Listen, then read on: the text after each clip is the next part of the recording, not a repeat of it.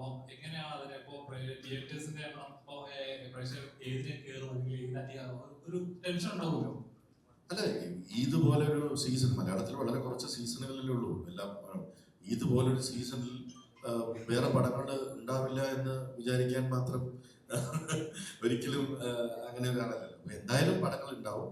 2 അന്യഭാഷാ ചിത്രങ്ങൾ വരുന്നു. അതിലൊരെണ്ണം first part ഹിറ്റായ cinema തന്നെയാണ്. വേറൊരെണ്ണം ഇതേപോലെ ഓൾ ഇന്ത്യ ലെവലിൽ ഇറങ്ങുന്ന ഒരു മാസ് സിനിമയാണ്. പക്ഷേ ആട് എന്ന് പറയുന്നത് മലയാളികളുടെ സ്വന്തം ഫ്രാഞ്ചൈസി. മലയാളികൾ കഴിഞ്ഞ 8 വർഷത്തിൽ ഞാൻ ഏറ്റവും കൂടുതൽ കേട്ടിട്ടുള്ള ചോദ്യം ആട് 3 എന്ന് വരും എന്നുള്ളതാണ്. അതിനുള്ള ഉത്തരവുമായി ഞങ്ങൾ വരികയാണ്. നിങ്ങൾ ചോദിച്ച ചോദ്യത്തിനുള്ള ഉത്തരമാണ്. അപ്പോൾ അത് നിങ്ങളുടെ ഉത്തരവാദിത്തമാണ്. മലയാള സിനിമയെ സ്നേഹിക്കുന്ന അല്ലെങ്കിൽ ആടിനെ സ്നേഹിക്കുന്ന ഞങ്ങൾ കൊണ്ടുവരുന്നു. ഇനി നിങ്ങൾ പറയാം അതിൻ്റെ കൂടെ വേറെ പടം ഉണ്ടായിരുന്നല്ലോ, ഇനി ഒറ്റ എന്ന് പറഞ്ഞ ഞങ്ങളെ കാര്യമായിരുന്നു ഒറ്റക്കിറക്കി, നിങ്ങളെന്താ ഒറ്റക്കിറക്കാൻ എന്നൊന്നും ചോദിക്കരുത്. പിന്നെ ഇത് ഒരു ക്ലീൻ യു ചിത്രമാണ്, ഫാമിലി എൻ്റർടൈനർ. അപ്പോൾ ഒരു സമ്മർ കാലത്ത് ഹോളിഡേ തുടങ്ങുന്ന സമയത്ത് ഇതുപോലുള്ള ഒരുപാട് ഹോളിഡേസ് ഉള്ള അല്ലെങ്കിൽ എക്സാമുകളൊക്കെ കുറേ കഴിഞ്ഞു, പിന്നെ കുറച്ച് 2-3 ദിവസം കഴിയുമ്പോൾ വീണ്ടും എല്ലാ എക്സാമുകളും കഴിഞ്ഞു, കുട്ടികൾ ഫ്രീ ആണ്. അപ്പോൾ ഫാമിലിയോടൊപ്പം ഒരുമിച്ച് വന്നിരിക്കാവുന്ന, അതായത് 18+ അല്ല, 10 വയസ്സോ 5 വയസ്സോ 2 വയസ്സോ ഉള്ള കുട്ടികൾക്ക് പോലും അമ്മയ്ക്കും അച്ഛനോടൊപ്പം വന്നിരുന്ന് എൻജോയ് ചെയ്യാവുന്ന ഒരു കംപ്ലീറ്റ് ഫാമിലി എൻ്റർടൈനറാണ്. അതാണ് നമ്മുടെ ഓഡിയൻസ്. ഇതൊരു ക്ലീൻ യു ചിത്രമായിരിക്കും എന്നുള്ളത് 24 പടത്തിൻ്റെ സെൻസറിങ്ങിന് പോയാൽ എനിക്ക് ഓൾറെഡി അറിയാം. അതുകൊണ്ട് ഇനി എന്തെങ്കിലും അങ്ങനെ ഒരു കട്ട് സെൻസർ പറഞ്ഞാൽ തന്നെ ഞങ്ങളത് കട്ട് ചെയ്യാൻ തയ്യാറാണ്. കാരണം ഇത് എല്ലാ കുടുംബത്തോടെ ഒരുമിച്ചിരുന്ന് വന്ന് കാണേണ്ട സിനിമയായതുകൊണ്ട് ആ ഓഡിയൻസ് ആടിലേക്ക് വരും എന്ന്, തുടക്കത്തിൽ തന്നെ ആടിലേക്ക് വരും എന്ന് ഞങ്ങൾ പ്രതീക്ഷിക്കുന്നു. എനിക്ക് തോന്നുന്നു ഏറ്റവും കൂടുതൽ പ്രേക്ഷകർ ദൃശ്യം കഴിഞ്ഞ് കഴിഞ്ഞാൽ ഏറ്റവും കൂടുതൽ എക്സ്പെക്ട് ചെയ്യുന്ന ആടെന്നുള്ള സിനിമയാണ്. കാരണം ഇത്രയും പാർട്ടുകളായിട്ട് ഇറങ്ങുന്നത് വേറൊരു സിനിമ മലയാളത്തിൽ ഓൺ ചെയ്യാൻ പറ്റുന്ന ഒരു മുൻതൂക്കം തന്നെ ആയിരിക്കും അല്ലേ? ദൃശ്യം കഴിഞ്ഞാൽ ആഡിറ്റ് ആയതുകൊണ്ടാണ് ദൃശ്യത്തിന് 2 ആഴ്ച മുമ്പേ ഞങ്ങൾ ഇറങ്ങുന്നത്.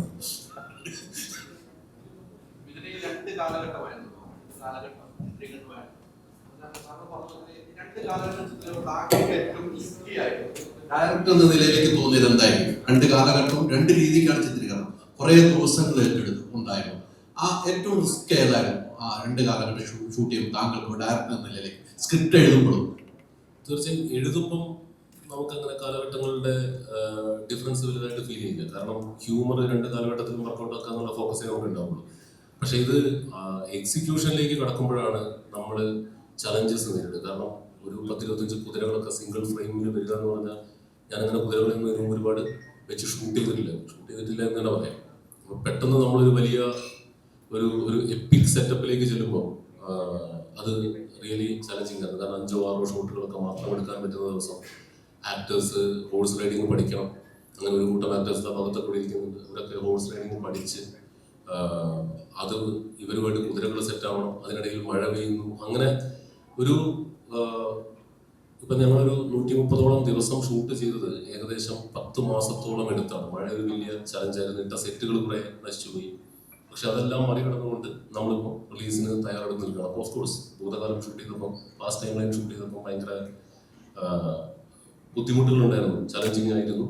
അറ്റ് ദ സെയിം ടൈം ഭയങ്കര കമ്പല്ലിങ് സിനാരിയോ ആയിരുന്നു. കാരണം നമ്മൾ ഇതുവരെ ചെയ്തിട്ടില്ലാത്ത ഒരു ഏരിയ എക്സ്പ്ലോർ ചെയ്തപ്പോൾ എല്ലാവർക്കും അതൊരു കൗതുകമായിരുന്നു. ആ കൗതുകമാണ് നമ്മുടെ ട്രെയിലറിൽ കാണുന്ന ഫാസ്റ്റ് ടൈം ലൈൻ വരുമ്പോൾ ആ വിഷ്വൽസിൻ്റെ പ്രൊഡക്ഷൻ വാല്യൂ, ക്വാളിറ്റി എന്നൊക്കെ പറയുന്നത്. എല്ലാവരും നമ്മുടെ DOP ആണെങ്കിലും നമ്മുടെ പ്രൊഡക്ഷൻ ഡിസൈനർ ആണെങ്കിലും കോസ്റ്റ്യൂം ആണെങ്കിലും എല്ലാവരും അതിനുവേണ്ടി ആത്മാർത്ഥമായി പ്രൊഡക്ഷൻ ടീമിൻ്റെ കൂടെ ജോലി ചെയ്തിട്ടുണ്ട്. അതുകൊണ്ട് തന്നെ അത് ഷൂട്ടിംഗ് ഇത്തിരി ബുദ്ധിമുട്ടായിരുന്നു. ബട്ട് സ്റ്റിൽ ഇപ്പം അത് എൻ്റർടൈൻമെൻറ്റ് ആക്കാനായിരുന്നു ഞങ്ങൾ ഈ കഷ്ടപ്പാടുകൾക്കിടയിൽ ശ്രമിച്ചുകൊണ്ടിരുന്നത്. പിന്നെ 150 രൂപ കൊടുത്ത് സിനിമ കാണുന്ന പ്രേക്ഷകരെ സംബന്ധിച്ചിടത്തോളം എല്ലാ സിനിമയ്ക്കും ഒരേ കഷ്ടപ്പാട് തന്നെയാണ്. ബട്ട് ചലഞ്ചിങ് ഓഫ് കോഴ്സ് ഇതായിരുന്നു ഭൂതകാലം ഷൂട്ട് ചെയ്യാനായിരുന്നു. ഈ 2 കാലഘട്ടത്തിൽ ഈ പറഞ്ഞ പ്രേക്ഷകർ ചിരിപ്പിക്കാനാണ് 2 കാലഘട്ടവും ഉപയോഗിക്കുന്നത് ഈ സിനിമയിൽ പറഞ്ഞത്.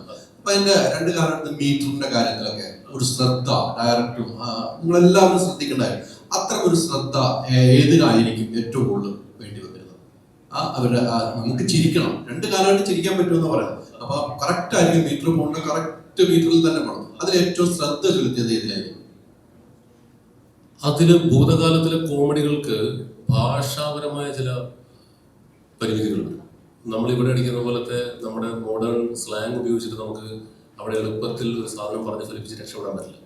അപ്പം അവിടെ നമ്മൾ ചിലപ്പം കൊളോക്കിയൽ അന്ന് കാലത്ത് ഉപയോഗിച്ചിരുന്ന മലയാളം പറഞ്ഞാൽ ചിലപ്പോൾ ഇന്നത്തെ കാലത്ത് ആൾക്ക് മനസ്സിലായില്ല എന്ന് വരും. അങ്ങനെ ഒരു അപകടമുണ്ട്.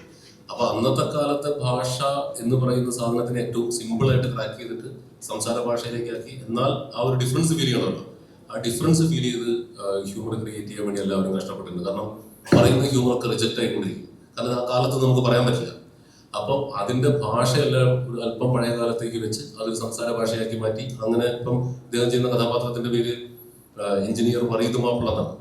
വറീദ് മാപ്പിളയ്ക്ക് ഒരു കാരണവശാലും സർബത്ത് ഷമീർ പറയുന്ന പോലെ ആ ഭാഷാ പ്രയോഗം തന്നെ പറ്റില്ല. അപ്പം അത് ഇദ്ദേഹം ആസ് ആൻ ആർട്ടിസ്റ്റ് ഇദ്ദേഹം പറയുന്ന ഹ്യൂമറുകൾ നമ്മൾ പലതവണ പറഞ്ഞു നോക്കി, അത് നമ്മൾ നാട്ടുകാർക്ക് മനസ്സിലാവുകയും വേണം. അപ്പൊ അങ്ങനെ ഒരു ചിത്രീകരണ സമയത്ത് അങ്ങനെ ഭാഷാപരമായ ചില എന്താ പറയുക ഇൻട്രസ്റ്റിംഗ് ആയിട്ടുള്ള ട്രീറ്റ്മെന്റുകൾ നമ്മൾ കഷ്ടപ്പെട്ട് പിടിച്ചിട്ടുണ്ട്. അതാ ഭാഷകളുടെ വ്യത്യാസമാണ്. ഈ വിജയബാബു കഴിഞ്ഞ ദിവസം എന്റെ ഇന്റർവ്യൂ പറഞ്ഞു, ജയസൂര്യ വരുമ്പോൾ ഒരു ബുക്കുമായിട്ടാണ് വരുന്നത്, കുറെ കാര്യങ്ങൾ എഴുതിയാണ്. പക്ഷെ ഒരു കാരണവശാലും മിഥുനൊരു സമ്മതിക്കില്ല. അങ്ങനെയാണ് നിങ്ങൾ നമ്മളോട് എന്തെങ്കിലും സംസാരിക്കുന്നത്, പിന്നെ എന്തെങ്കിലും ആട്ടെ എന്ന രീതിയിലേക്കുള്ള സംസാരത്തിൽ വരും. അതെങ്ങനെയായിരുന്നു ആ എക്സ്പീരിയൻസ്? എങ്ങനെയായിരുന്നു? ജയേട്ടൻ ഭയങ്കരമായിട്ട് ഹ്യൂമർ സിനിമ ചെയ്യാൻ ഭയങ്കര ഇഷ്ടമുള്ളതാണ്. അപ്പം ജയേട്ടൻ ഒരുപാട് കാലം പല പ്ലാറ്റ്ഫോമുകളിൽ ഹ്യൂമർ ചെയ്തിട്ടുള്ളത് കൊണ്ട് ഒരു ഹ്യൂമർ സിറ്റുവേഷനെ ഇപ്പം നമ്മൾ ഹ്യൂമർ സിറ്റുവേഷൻ 10 രീതിയിലൊക്കെ വേണമെങ്കിൽ നമുക്ക് ക്രാക്ക് ചെയ്യാം. അങ്ങനെ ഒരു 6 or 7 രീതി ക്രാക്ക് ചെയ്യാൻ ശ്രമിക്കുന്ന ഒരാളാണ് ജയേട്ടൻ. അപ്പം സ്വാഭാവികമായും അദ്ദേഹത്തിന്റെ ക്യാരക്ടറിനെ വെച്ച് ഒരുപാട് ഹോംവർക്കുകളൊക്കെ ആയിട്ടാണ് വരിക. എന്നിട്ട് അത് അവിടെ വന്ന് നമ്മൾ ഇങ്ങനെ റിഹേഴ്സ് ചെയ്ത് അതിനകത്ത് ഏറ്റവും നല്ലതെന്ന് തോന്നുന്നതാണ് നമ്മൾ എടുക്കുക. അപ്പം അത് ജയേട്ടൻ ആട് മണ്ണ് മുതൽ നമ്മൾ പിന്തുടരുന്ന ഒരു രീതിയാണ്. ഒരു ഹ്യൂമർ സിനിമ ഇപ്പം ജയേട്ടൻ വരികയാണെങ്കിൽ ചേട്ടൻ അത് പ്രിപ്പയർഡ് ആയിട്ട് ചേട്ടൻ ഒരുപാട് കൗണ്ടേഴ്സ് ഉണ്ട്. അതിനകത്ത് ചിലപ്പോൾ നല്ല സാധനങ്ങൾ തിയേറ്ററിൽ രസകരമായിട്ട് വർക്കൗട്ട് ആവുന്ന സാധനങ്ങൾ നമ്മൾ ഫിൽട്ടർ ചെയ്യുന്നത്. അപ്പോൾ ചേട്ടനോട് വർക്ക് ചെയ്യാന്നുള്ളത് അങ്ങനത്തെ ഒരു മൂഡിലാണ് പോകുന്നത്. ആട് 3 ഇറങ്ങുന്നു എന്ന് പ്രേക്ഷകരിലേക്ക് എത്തുമ്പോൾ തന്നെ ഓൾറെഡി ഒരു എക്സൈറ്റ്മെന്റ് ഉണ്ട്, പ്രേക്ഷകർക്ക് ഉണ്ടാകുന്ന ഒരു എക്സൈറ്റ്മെന്റ് ഉണ്ട്. ഇപ്പം ഓരോ ക്യാരക്ടറിനെ റീഇൻട്രൊഡ്യൂസ് ചെയ്യുമ്പോൾ ഉണ്ടാകുന്ന ഒരു എനർജി പ്രൊമോഷൻ രീതിയെല്ലാം ഡിഫറെന്റ് ആണ്. ട്രെയിലർ ഇറങ്ങിയ സമയത്ത് എന്റെ ഫസ്റ്റ് പോസ്റ്റർ ഒക്കെ ഇറങ്ങിയ സമയത്ത് ഇത് ആട് 3 എന്താണ്, വിന്റേജിലോട്ടാണ് പോകുന്നത്, എന്താണെന്ന് ഒരു ഗ്രാഫ് കിട്ടുന്നില്ല. ട്രെയിലർ ഇറങ്ങിയപ്പോൾ വേറൊരു എല്ലാം കൺഫ്യൂസ് ചെയ്ത് എന്താണ് ശരിക്കും പ്രേക്ഷകർ ആട് 3 എക്സ്പെക്ട് ചെയ്യുന്നത്? ഒരു ഫൺ റൈഡ് ആണോ? തീർച്ചയായും. കാരണം ഇന്നലെ ട്രെയിലർ കണ്ടു കഴിഞ്ഞപ്പോൾ തന്നെ ആളുകൾക്ക് മനസ്സിലായത് നമ്മുടെ രാജാവിന്റെ ക്യാരക്ടറൈസേഷൻ ഒരു പ്രത്യേക ഘട്ടത്തിൽ എത്തുമ്പോൾ നിങ്ങൾ കണ്ടതാണ്. നമ്മുടെ സിനിമയുടെ സ്വഭാവം പൂർണ്ണമായും വെളിവാക്കാണ്. അപ്പോൾ ഇത് കണ്ടപ്പോൾ തന്നെ ഒരുപാട് ഇൻട്രസ്റ്റിംഗ് ആയിട്ടുള്ള തിയറീസ്, സ്പെക്യുലേഷൻസ്, അങ്ങനെ ഒരുപാട് കാര്യങ്ങൾ ഓൺലൈനിൽ ഫ്ലോട്ട് ആവുന്നുണ്ട്. എന്നാലും ഏറെക്കുറെ നമ്മൾ പറയാൻ ആഗ്രഹിച്ചത് തന്നെയാണ് ആളുകൾക്ക് മനസ്സിലായിരിക്കുന്നത്. നിങ്ങൾക്കത് ആദ്യത്തെ പോസ്റ്റ് സെക്ഷൻ ഓഫ് പോസ്റ്റേഴ്സിൽ നിന്നൊക്കെ തന്നെ നിങ്ങൾക്കൊരു ക്ലൂ കിട്ടിയിട്ടുണ്ടാവും. ഒരു കാലഘട്ടത്തിൻ്റെ കഥ കൂടിയുണ്ട് നമ്മുടെ ആട് 3. ഇത്തവണ നമ്മൾ ഒരു ടൈം ലൈനും കൂടി കൂടുതൽ അവതരിപ്പിക്കുന്നുണ്ട്. അത് നിങ്ങൾക്ക് ഏകദേശം മനസ്സിലായി കാണും. അപ്പം മറ്റൊരു ടൈം ലൈനിൽ ഒരു ഭൂതകാലത്തിൽ എന്ന് വിളിക്കാവുന്ന ഒരു കാലത്തിൽ ഇവരുടെ ലുക്ക് ആൻഡ് ഫീലുള്ള മറ്റൊരു കൂട്ടം പുതിയ ക്യാരക്ടേഴ്സ് ഒരു ആട് മണ്ണിൽ എങ്ങനെ ഷാജി പാപ്പനും സർബത്ത് ഷമീറും അറക്കലും ഒക്കെ വന്നോ അതുപോലെ ഒരു കൂട്ടം ആളുകൾ കൂടി നമ്മുടെ ആടിൻ്റെ യൂണിവേഴ്സിലേക്ക് വരികയാണ്. ആക്ച്വലി ആട് സിനിമാറ്റിക് യൂണിവേഴ്സ് എന്ന് നമ്മൾ പറഞ്ഞൊരു തമാശയ്ക്ക് പറഞ്ഞു തുടങ്ങിയതാണെങ്കിലും ഇപ്പം ഒരു 6-7 പുതിയ ക്യാരക്ടേഴ്സിൻ്റെ അഡീഷൻസോട് കൂടി നമ്മുടെ യൂണിവേഴ്സ് ഒന്നും കൂടി വലുതായിരിക്കുകയാണ്. നിങ്ങൾക്ക് അവരെ വേണമെങ്കിൽ മറ്റൊരു ടൈം ലൈനിൽ ജീവിച്ചിരുന്ന അല്ലെങ്കിൽ ജീവിക്കുന്ന ഒരേ രൂപസാദൃശ്യമുള്ള ആളുകൾ എന്ന് വിളിക്കാം, അല്ലെങ്കിൽ പുനർജന്മങ്ങൾ എന്ന് വിളിക്കാം. എങ്ങനെയാണെങ്കിലും നമ്മുടെ പടത്തിലേക്ക് ഒരു ടൈം ലൈൻ കൂടെ ആഡ് ചെയ്യപ്പെടുകയാണ്. ബേസിക് ഫ്ലേവറിലൊന്നും ഒരു മാറ്റമില്ല. നമ്മുടെ ഹ്യൂമർ പടം തന്നെയാണ്. അത് നിങ്ങൾ കണ്ടതാണ് ട്രെയിലറിൽ. പിന്നെ scale, canvas, scope, production value എല്ലാം നമ്മൾ ഒന്ന് അപ്ഗ്രേഡ് ചെയ്തിട്ടുണ്ട്. പിന്നെ ഒരുപാട് കൂടുതൽ ഒരുപാട് കൂടുതൽ അപ്ഗ്രേഡ് ചെയ്തിട്ടുണ്ട്. അത് കഥ ആവശ്യപ്പെട്ടത് കൊണ്ടാണ്. കാരണം ഒരു ഭയങ്കര ഇൻട്രസ്റ്റിംഗ് ആയിട്ടുള്ള ഒരു സിനിമയായിരിക്കും ആട്. നമ്മുടെ സിനിമയുടെ സ്ലാപ്സ്റ്റിക് സ്വഭാവം നിലനിർത്തിക്കൊണ്ട് തന്നെ നമ്മൾ ഫാന്റസി എലമെന്റുകൾ ചേർത്തുകൊണ്ട് ചെറുതായിട്ടൊന്ന് എപ്പിക് ഫാന്റസി എന്ന് വിളിക്കാവുന്ന ഒരു രൂപത്തിലേക്കാണ് തവണ ആട് പ്രസന്റ് ചെയ്യപ്പെടുന്നത്. ആടിന്റെ 3ാം ഭാഗം ഒരു വ്യത്യസ്തമായൊരു സിനിമ അനുഭവമായിരിക്കും. ഒരു വ്യത്യസ്തമായൊരു കോമഡി സിനിമയായിരിക്കും. വിജയ് ചേട്ടാ, അതേപോലെ ഇപ്പം ടൈറ്റിൽ ചെയ്യുന്ന ആട് 3 1 ലാസ്റ്റ് ആയിട്ട് പാർട്ട് 1 ആണ്. അതായത് ഒരു പാർട്ട് ഓൾറെഡി അനൗൺസ് ചെയ്യുക, അതൊരു പ്രൊഡ്യൂസറിനെ സംബന്ധിച്ചുണ്ടാകുന്ന ഒരു പ്രോമിസ് അല്ലെങ്കിൽ ഒരു വിശ്വാസം എന്ന് പറയുന്നത് ചെറിയൊരു കാര്യമില്ല. ഓൾറെഡി പടം അത് പ്രേക്ഷകർ എടുക്കോ ഇല്ലയോ വിജയിക്കുകയോ എന്നല്ലാതെ ഇതിനൊരു പാർട്ട് 2 ഉണ്ട്, വന്നിരിക്കും എന്ന ഒരു പ്രോമിസ് കൊടുക്കുന്ന ചെറിയൊരു കാര്യമില്ല. ആ കോൺഫിഡൻസ് ഞാൻ ആട് 1 ഇറങ്ങിക്കഴിഞ്ഞ് ആട് 2 ചെയ്തപ്പോൾ ചെയ്തിരുന്നല്ലോ. അന്നും ഇതേ ചോദ്യം ചോദിച്ചിരുന്നു. ആട് 1 ഒരു ബോക്സ് ഓഫീസ് പരാജയമായിരുന്നിട്ട് ആട് 2 എങ്ങനെയാണ് ഇറക്കുന്നതെന്ന് നമ്മളോട് മീഡിയ മാത്രമല്ല തിയേറ്ററുകാർ ചോദിച്ചു, ഇൻഡസ്ട്രി ചോദിച്ചു. അതേ കോൺഫിഡൻസ് തന്നെയാണ് ആട് 3 ഇറങ്ങുമ്പോൾ പാർട്ട് 2 ഈ ഫ്രാഞ്ചൈസി അല്ലെങ്കിൽ ഈ ക്യാരക്ടേഴ്സിനെ മലയാളികൾ, ലോകമെമ്പാടുമുള്ള മലയാളികൾ ഒന്നടങ്കം സ്വീകരിച്ചിട്ടുള്ളതാണ്. അപ്പോൾ അതിൽ ആ ഫ്ലേവറും നമുക്കറിയാം, ഓഡിയൻസ് എന്താണ് പ്രതീക്ഷിക്കുന്നത്. നേരത്തെ മിഥുൻ പറഞ്ഞ പോലെ ഇതിൽ ആ ക്യാരക്ടേഴ്സിനോടൊപ്പം തന്നെ അവർ തന്നെ പെർഫോം ചെയ്യുന്ന, വേണമെങ്കിൽ പുനർജന്മം എന്ന് വിളിക്കാം, അല്ലെങ്കിൽ അതേ ടൈം ലൈൻസ്, പണ്ടത്തെ ടൈം ലൈൻസിൽ ജീവിച്ചിരുന്ന വേറൊരു ക്യാരക്ടേഴ്സ് എന്ന് വിളിക്കാം. അത് ഓരോരുത്തരുടെ ഇമാജിനേഷൻ പോലെ ഇത് ചെയ്യാവുന്നതാണ്. അപ്പോൾ ആട് 2-ൻ്റെ ആട് 1 കഴിഞ്ഞ് ആട് 2-ലേക്ക് ഞങ്ങൾ വരുമ്പോൾ ഞങ്ങൾക്ക് മനസ്സിലായ ഒരു കാര്യം, ഈ ക്യാരക്ടേഴ്സിനെ ആളുകൾ ജനങ്ങളോട് സ്വീകരിച്ചു, മനസ്സുകൊണ്ട് സ്വീകരിച്ചു കഴിഞ്ഞു. അപ്പോൾ അവർക്ക് ഇഷ്ടപ്പെടുന്ന രീതിയിൽ ആ ക്യാരക്ടേഴ്സിനെ നമ്മൾ ഒരു കഥയോടൊപ്പം അല്ലെങ്കിൽ ഹ്യൂമർ ഫ്ലേവറോടൊപ്പം കൊണ്ടുവന്നാൽ മലയാളികൾ സ്വീകരിക്കുന്നു എന്നുള്ള ഉറപ്പ് ഉള്ളത് കൊണ്ടാണ് ആട് 2 അത് ജനങ്ങൾ 2 കൈ നീട്ടി സ്വീകരിച്ചു. ആട് 3-ലേക്ക് വരുമ്പോൾ നേരത്തെ മിഥുൻ പറഞ്ഞുകൊണ്ട് ഇത് സ്കെയിൽ വലുതാണ്.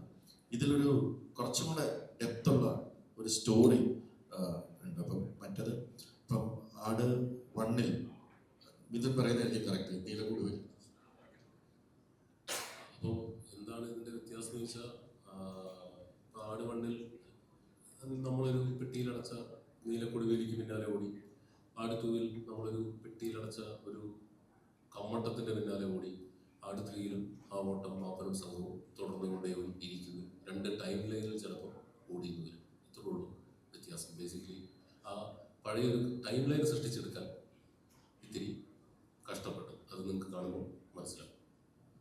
ആ കോൺഫിഡൻസ് തന്നെയാണ് പാർട്ട് 3 എടുക്കാനും. നമുക്കിപ്പോൾ പാർട്ട് 2-ൽ എന്തെങ്കിലും പോരായ്മകൾ ഉണ്ടെന്ന് ജനങ്ങൾ പറഞ്ഞാൽ ഞങ്ങൾ ഈ ഫ്രാഞ്ചൈസി എന്ന് പറയുന്നത് അടുത്ത പാർട്ടിൽ കണ്ടിന്യൂ ചെയ്യുന്നു എന്നുള്ള ഉറപ്പ് നൽകുന്നത് കഥ, അതായത് സിനിമ കാണുമ്പോൾ നിങ്ങൾക്ക് മനസ്സിലാവും അത് എന്തുകൊണ്ടാണ് അങ്ങനെ പറയുന്നതെന്ന്. അത് ആദ്യം ഞങ്ങൾ പറയാതിരുന്നത്, ഈ ഓൺലൈൻ മീഡിയയിൽ ഒരുപാട് കഥകൾ വരട്ടെ ഓരോന്നോരോന്നായിട്ട് വരട്ടെ എന്ന് പറഞ്ഞിട്ട് നമുക്ക് ട്രെയിലർ ഇറങ്ങി കഴിഞ്ഞിട്ട് അതിലൂടെ അത് ജനങ്ങളിലേക്ക് എത്തിക്കാം. എന്നിട്ട് അതിൻ്റെ കൂടെ ഭാഗമായിട്ടാണ് ഈ മീറ്റ് ആൻഡ് ഗ്രീറ്റ് ഞങ്ങൾ വെച്ചത്. ഹോം അപ്ലയൻസ് വാങ്ങാൻ ഒരിടത്ത്, ക്രോക്കറി വാങ്ങാൻ വേറൊരിടത്ത്, ഗാഡ്ജറ്റ്സ് വാങ്ങാൻ വേറെ എവിടെയോ ഒരിടത്ത്. അതെ, എന്തിനിങ്ങനെ പലയിടത്തും ഓടണം? മൈജി ഫ്യൂച്ചർ ഉണ്ടല്ലോ. മൊബൈൽ ഫോൺ മുതൽ ഹോം അപ്ലയൻസസ് വരെ എല്ലാം ഒരിടത്ത്, ഏറ്റവും കുറഞ്ഞ EMI. അങ്ങനെയാണെങ്കിൽ ഏറ്റവും കുറഞ്ഞ വില. ആഹാ, എന്നാ ഏറ്റവും കൂടുതൽ ഓഫറുകൾ. MyG future, experience the next. മൈജിയാണ് ഫ്യൂച്ചർ.